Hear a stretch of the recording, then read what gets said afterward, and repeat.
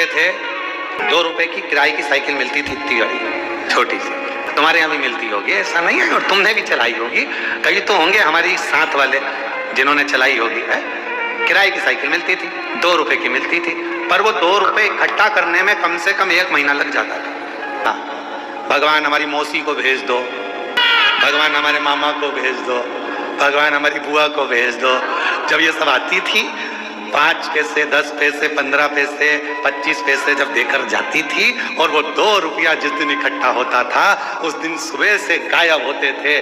Cycle लेते थे छोटी वाली, और कभी कभी किस्मत ऐसी होती थी कि वो साइकिल ऐसी मिलती थी जिसकी चेन बार बार उतर जाती थी।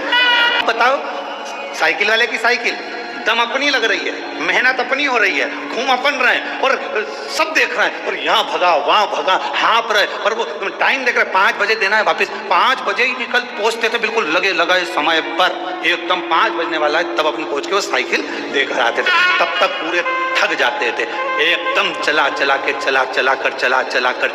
कर वो 2 रुपए पूरे वसूल कर लेते थे। और फिर मम्मी पूछती थी, बेटा वो देकर गई थी 15 पैसे, 10 पैसे, 20 पैसे, 25 पैसे, तो उसकी तो मैं साइकिल चलाए आया, क्या मिला तुझे? तो मम्मी बहुत मजा आया, आनंद आया, खुशी मिली, आनंद मिला। इतनी मेहनत जो करी है ना, तो ये मेहनत कर कर जो सुख मिला है उसके आगे सब शून्य है।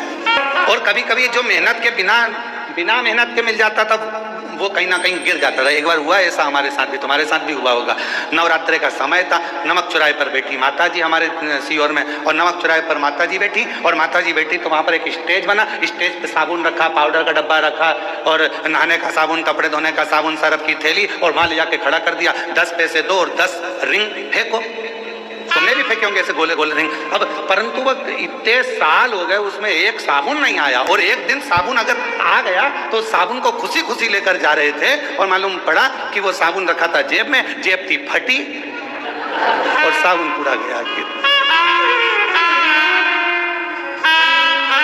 तो जो मेहनत से मिला वो टिका, और जो मेहनत से नहीं मिला वो हाथ से खिसक गया। शिव महापुराण की कथा कहती है, कोई तुमसे आकर कह दे कि तुम मेरे पास आकर बैठ जाओ, तुम्हें मेहनत नहीं करना पड़ेगी, दुनिया का सारा धन अपने आप मिल जाएगा, समझ लेना कि बेवकूफ बना रहा है, और तेरा लेकर चले जाएगा और तुझे चूना लगा देगा। इसलिए निवेदन है, अपना व्यापार, अपनी नौकरी, अपनी सर्विस, अपनी मेहनत पूरी बरकरार रखो और पूरी मेहनत करो। जिस समय आपकी मेहनत प्रबल होगी उस दिन भगवान तुम्हें छप्पर फाड़ कर देना प्रारंभ कर देगा, तुम्हें वैभव देगा, धन देगा, संपदा देगा, सब देगा।